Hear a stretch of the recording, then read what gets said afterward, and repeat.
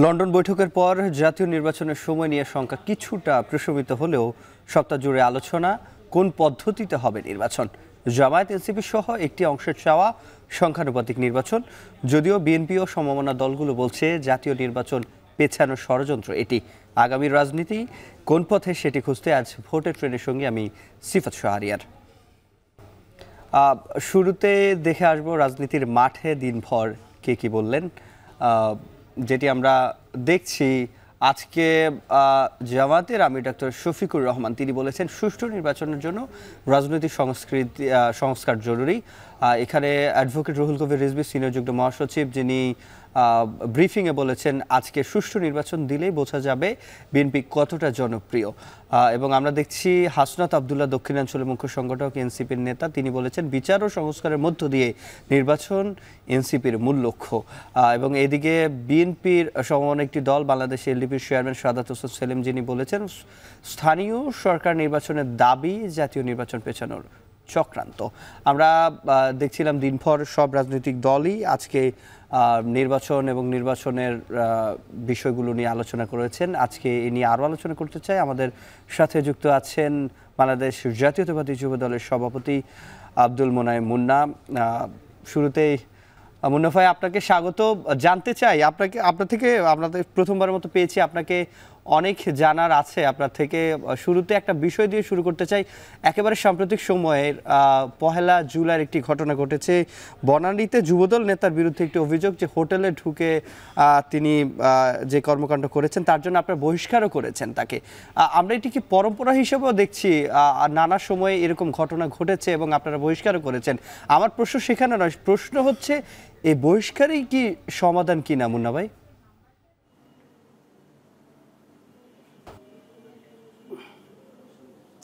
ধন্যবাদ আপনাকে।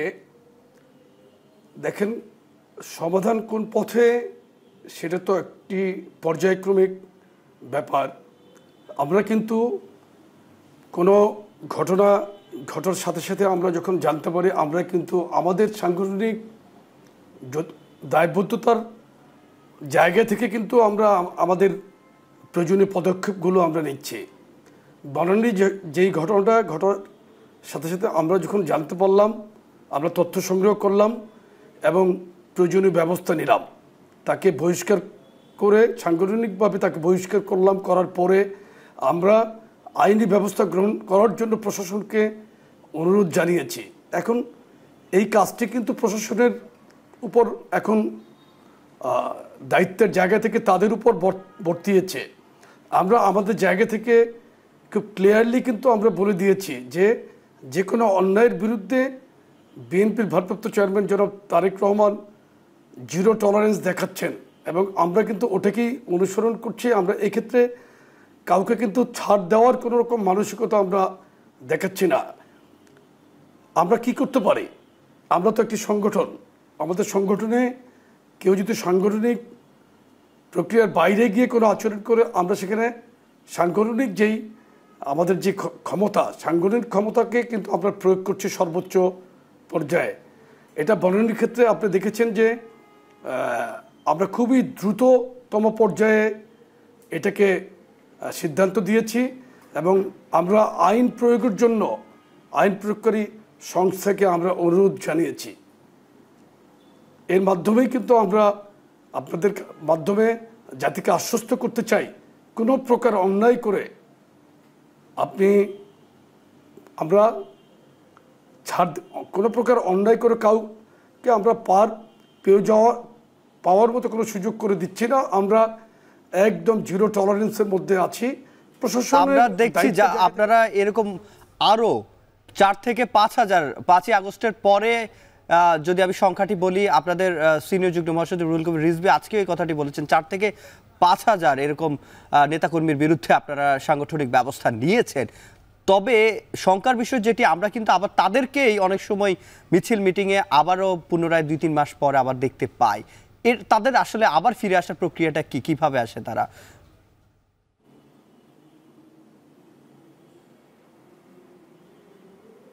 দেখেন, বিএনপি বৃহৎ একটি রাজনৈতিক দল।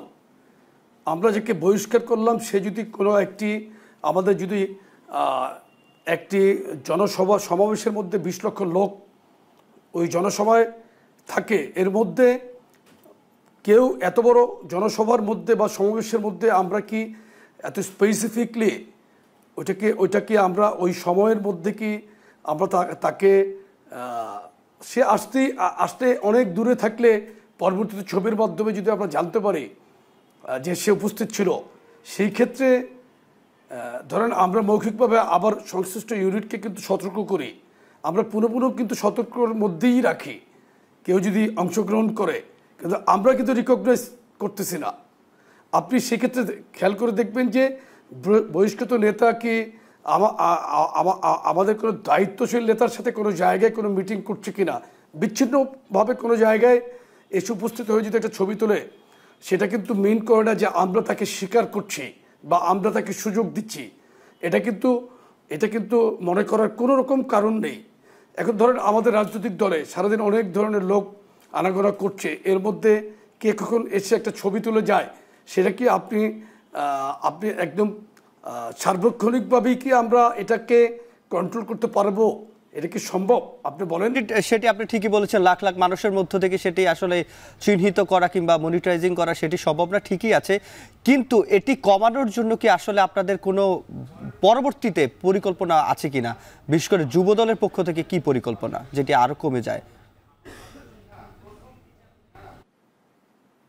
দেখেন আজকে আমাদের বিএনপির সিনিয়র যুগ্ম মহাসচিব কিন্তু একটি সাংবাদিক সম্মেলনে আজকে সমস্ত ব্যাখ্যা দিয়েছে আমাদের কি পরিমাণে বহিষ্কার শাস্তিমূলক ব্যবস্থা নেওয়া হয়েছে, কোন কোন সংগঠনের কি অবস্থা সবই জানিয়েছেন। কিন্তু এখন আপনাকে একটা জিনিস আমি বলি যে দেখেন, আইন শৃঙ্খলা রক্ষাকারী বাহিনী বিভিন্নভাবে কিন্তু চেষ্টা করে যে আইন শৃঙ্খলাকে আপনার ভালো অবস্থানে রাখার জন্য তারা কিন্তু পুরোপুরি চেষ্টা করছেন, কিন্তু তারপরে কিন্তু বিভিন্ন ক্রাইম হচ্ছে না।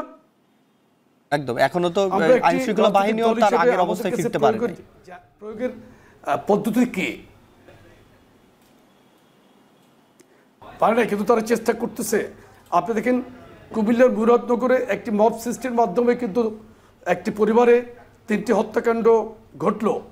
এখন এই যে হত্যাকাণ্ডটা ঘটল, এই জন্য আইন শৃঙ্খলা রক্ষাকারী বাহিনী বা পুলিশের সমস্ত সিস্টেমকে আমরা কিন্তু দায়ী করতে পারবো না। পারবো? একদম না, এটা নির্দিষ্ট দায়িত্ব ছিল। তারাও কিন্তু চেষ্টা করছে, তো তারা যেখানে চেষ্টা করে পারছে না,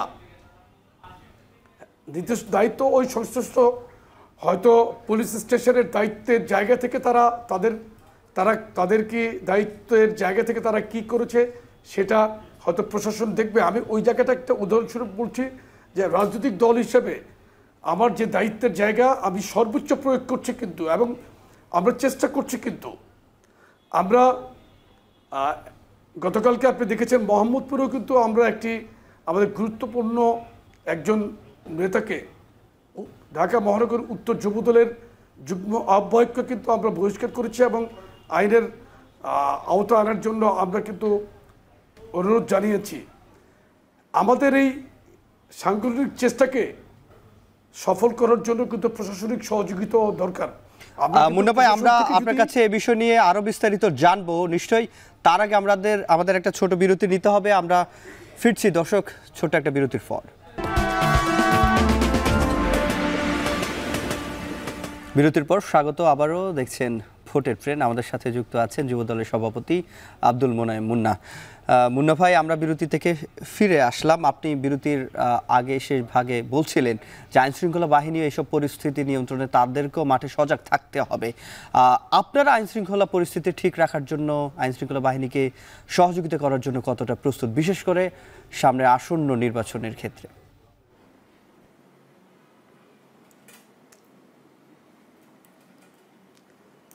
দেখেন, বিএনপি বাংলাদেশের সবচাইতে বৃহৎ একটি রাজনৈতিক দল, জনপ্রিয় রাজনৈতিক দল। নেতৃত্ব দিচ্ছেন বিএনপি ভারপ্রাপ্ত চেয়ারম্যান, একজন মেধাবী দক্ষ সংগঠক হিসেবে ইতিমধ্যেই বাংলাদেশের মানুষের কাছে যিনি জনপ্রিয়তার সর্বোচ্চ শিখরে আছেন, জনাব তারেক রহমান। উনি সব সময় কিন্তু বলেছেন যে 5ই আগস্টের পরে এই সরকারকে সহযোগিতা করছে বিএনপি এবং এই সরকারকে ব্যর্থ হতে দেওয়া যাবে না। এটার মাধ্যমেই কিন্তু সামগ্রিক পরিস্থিতি ব্যাখ্যা আপনি পাচ্ছেন। কিন্তু এর মধ্যে আইনশৃঙ্খলা পরিবেশ বলেন, রাষ্ট্রীয় যে কোনো পরিস্থিতিকেই কিন্তু বোঝানো হয়েছে।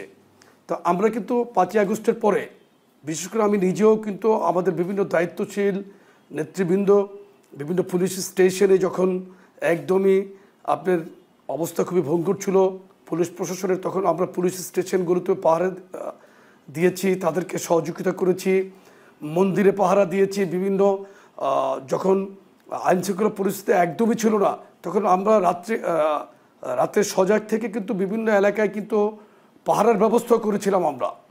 সুতরাং এর মাধ্যমে কিন্তু আইনশৃঙ্খলা পরিস্থিতির উন্নতি কল্পে কিন্তু আমরা সার্বক্ষণিক কাজ সহযোগিতা করেছি। আগামীতে নির্বাচনকালীন সময় পর্যন্ত অবশ্যই আমরা আইনশৃঙ্খলা রক্ষাকারী বাহিনীকে সর্বাত্মক সহযোগিতা করার জন্য প্রস্তুত আছি। আমাদের সহযোগিতার মনোভাব কিন্তু সবসময়ই একই রকমই আছে। আমরা নতুন বাংলাদেশ বিনির্মাণের জন্য জনগণকে একটি নিরাপদ বাংলাদেশের ঠিকানায় পৌঁছানোর জন্য বিএনপি কাজ করছে। আমরা সেখানে বিএনপির সহযোগী অঙ্গ সংগঠন হিসাবে আমরা বিএনপির প্রত্যেকটি কমান্ডকে ফলো করছি, তাদের দেওয়া দায়িত্ব আমরা পালন করছি। আমরা মানুষের জন্য কাজ করছি, মানুষের পাশে থাকার চেষ্টা করছি। মুন্না ভাই, আপনি যেটি বলছিলেন যে বিএনপি এই মুহূর্তে সবচেয়ে বড় দল, আমরা সেটি বিশ্বাস করতে চাই, বিএনপি সবচেয়ে বড় দল। তবে আমরা বিগত 3টি নির্বাচনের সময় যেটি দেখেছি, জোর যার মুল্লুক তার নীতিতে চলেছে সবচেয়ে বড় দল আওয়ামী লীগ। সেই সময়টাই সামনের নির্বাচনে আপনারা কি একই পথে হাঁটবেন?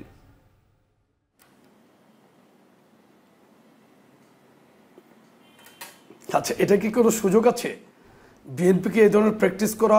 দল না তো বিএনপি। 1991 সনে নির্দলীয় নিরপেক্ষ সরকারের অধীনে নির্বাচনে বিএনপি জয়লাভ করে রাষ্ট্রীয় ক্ষমতায় জনগণের ভোটে রাষ্ট্রীয় ক্ষমতায় এসেছিল। আপনার 1996-তে আবার তত্ত্বাবধায়ক সরকারের অধীনে নির্বাচন হয়েছে, আমরা ভোটের ফলাফলকে মেনে নিয়েছি। 2001-এ আবার তত্ত্বাবধায়ক সরকারের অধীনে নির্বাচনে সুষ্ঠু নির্বাচনে বিএনপি জনগণের ভোটে কিন্তু রাষ্ট্রীয় ক্ষমতায় এসেছিল। এরপরে আওয়ামী লীগ তার অধীনে নির্বাচন করেছে। 2014-তে তারা ভোটারবিহীন নির্বাচন করেছিল। খুব সম্ভবত 154 জন বিনা প্রতিদ্বন্দ্বিতা নির্বাচিত হয়েছিল। এরপরে 18 নির্বাচন তারা দিনের ভোট রাতেই করেছিল। আওয়ামী লীগের অধীনের আওয়ামী লীগ নির্বাচনকে কন্ট্রোল করেছে। এরপরে 24-এর নির্বাচন আপনি দেখেছেন, আমি এবং ডামি নির্বাচন। আর এখন যে নির্বাচন, এখানে রাষ্ট্রীয় ক্ষমতায় কারা আছে? ডক্টর ইউনূসের সরকার, একটা স্বাধীন নির্বাচন কমিশন। এখানে এই চিন্তা এবং এই চিন্তার মধ্যেই তো আমরা নাই। আমাদের তো এই প্র্যাকটিস কখনোই ছিল না বিএনপির। বিএনপি জনগণের সার্বভৌম ক্ষমতায় বিশ্বাসী একটি দল।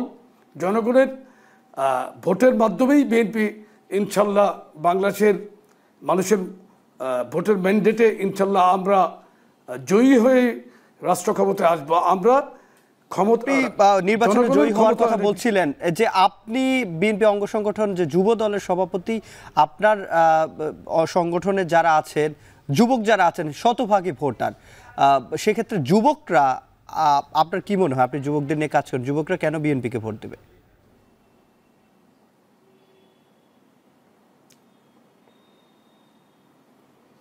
যুবকরা বিএনপিকে ভোট দেবে এই কারণেই, কিন্তু বিএনপি বাংলাদেশে গতানুগতিক যে যুব রাজনীতির বাইরেই কিন্তু একটি অন্য ধরনের বৈচিত্র্যময় বিএনপির যুব রাজনীতির মধ্যে কিন্তু আমরা আছি। আমরা সামাজিক কাজ করছি, মানবিক কাজের মধ্যে কিন্তু আমরা নিজেদেরকে ব্যস্ত রাখছি। আপনি দেখেন যে আমরা সাংগঠনিকভাবে জেলায় জেলায় কাজ করি, মানবিক কাজ করছি। আপনি আমাদের মধ্যে আর অন্য যুব সংগঠনের মধ্যে পার্থক্য কিন্তু আপনি একদম সুস্পষ্ট পার্থক্য আছে। সুতরাং আমরা বিশ্বাস করি বাংলাদেশের যুব সমাজের ম্যাক্সিমাম সাপোর্ট কিন্তু বিএনপির পক্ষেই কিন্তু যাবে ইনশাল্লাহ। আমাদের নেতা জনাব তারেক রহমানের নেতৃত্বের গুণাবলী এবং আমরা আমাদের নেতাকে অনুসরণ করেই কিন্তু আমরা রাজনীতির যেই সুন্দর যে প্ল্যাটফর্ম তৈরির যে ভিত্তি, সেই ভিত্তিকে আমরা কিন্তু এগিয়ে নিয়ে যাওয়ার ক্ষেত্রে কিন্তু প্রাণান্ত চেষ্টা করছি। আমরা বিশ্বাস করি আমাদের এই চেষ্টাকে বাংলাদেশের যুব সমাজ কিন্তু গ্রহণ করেছে। ইনশাল্লাহ এটা প্রতিফলন পজিটিভলি আমরা আগামী নির্বাচনে দেখতে পাবো। আমরা আপনার কাছে আবারও ফিরবো, তবে তার আগে নিচ্ছি আরেকটা বিরতি। স্বাগত আরও একবার। আপনারা দেখছেন ভোটের ট্রেন। আমাদের সাথে যুক্ত আছেন যুব দলের সভাপতি আব্দুল মোনায়েম মুন্না। মুন্না ভাই, আমরা একেবারে শেষ পার্টে রয়েছি। আপনার থেকে আমরা 2-3টা একেবারে সংক্ষেপে জানতে চাই, বা শুরুতে জানতে চাই, যারা রাজনীতির সাথে যুক্ত আমরা দেখি গতানুগতিক, তাদের কোনো পেশা থাকে না, যার কারণে তাদেরকে চাঁদাবাজি করতে হয়। যুব দলের সাথে কিংবা বিএনপি অঙ্গ সংগঠনের সাথে যারা জড়িত, যারা ছাত্র না, তাদের কর্মসংস্থান কিংবা তাদেরকে স্বনির্ভর করার জন্য কি আপনাদের কোনো পরিকল্পনা আছে কিনা?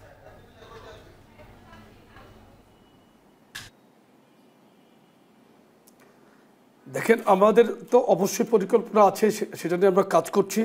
যুব বান্ধব কিছু কর্মসূচি নিয়ে আমরা আগামীতে কাজ করব। দেখেন, কাজ করতে জানলে অনেকভাবেই কিন্তু আপনি যুব সমাজকে প্রশিক্ষিত যুব সমাজে পরিণত করা যায়। ইনশাল্লাহ আমরা করতে পারবো আশা করি। এবং আপনাকে বলি যে আমাদের যুবদলের সাথে আমার বাস্তব অভিজ্ঞতা, আমরা যেটা দেখছি, আমাদের যুবদলের জেলাভিত্তিক ম্যাক্সিমাম নেতৃবৃন্দই কিন্তু কোনো না কোনো ব্যবসা বাণিজ্যের সাথে তারা লোকালি জড়িত। তাদের পারিবারিক ব্যবসা, হয়তো গত আওয়ামী লীগের এই কঠিন সময়ে, ফ্যাসিস্ট শেখ হাসিনার সময়ে অনেকে অনেক সমস্যা জর্জরিত ছিল, এলাকায় যেতে পারতো না, ব্যবসা বাণিজ্য নষ্ট হয়েছে। আমার ব্যক্তিগত ব্যবসা বাণিজ্য কিন্তু অনেক ক্ষতিগ্রস্ত হয়েছিল। তো সুতরাং আমি এটা আপনাকে এনশিওর করতে পারি যে ইনশাল্লাহ রাষ্ট্রীয় ক্ষমতা বিএনপি জনগণের ভোটে আল্লাহর হুকুমে আসলে আমরা সুষ্ঠুভাবেই যুব সমাজকে আমরা পরিকল্পনা মাফিক প্রশিক্ষিত যুব সমাজে ইনশাল্লাহ আমরা নিতে পারবো। জানতে চাই, জুলাই আগস্টের মধ্যে তারেক রহমান কোন একদিন জুলাই আগস্টের দিকে আসার কথা রয়েছে। আপনার কাছে কোনো তথ্য আছে কিনা যে তারেক রহমান কি জুলাইয়ের শেষের দিকে না আগস্টের শুরুতে ফিরবেন?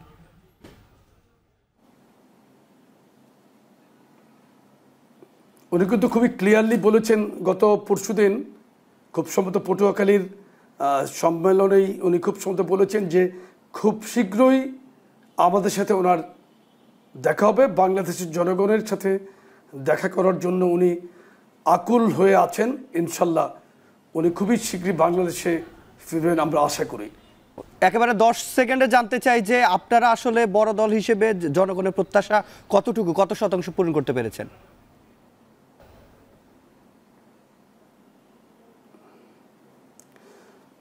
আমরা চেষ্টা করছি, আপনারা মূল্যায়ন করবেন। তবে আমি একটা কথা আপনাদেরকে বলতে চাই যে আমাদের প্রিয় সাংগঠনিক অভিভাবক বিএনপি ভারপ্রাপ্ত চেয়ারম্যান জনাব তারেক রহমান, উনি মুখে যেটা বলছেন অন্তরে সেটা বিশ্বাস করছেন এবং সেটা করবেন ইনশাল্লাহ। জি, বাংলাদেশকে আমাদের আসলে হাতে একেবারে সময় কম। আপনাকে অসংখ্য ধন্যবাদ এখন টেলিভিশনের সাথে যুক্ত হওয়ার জন্য।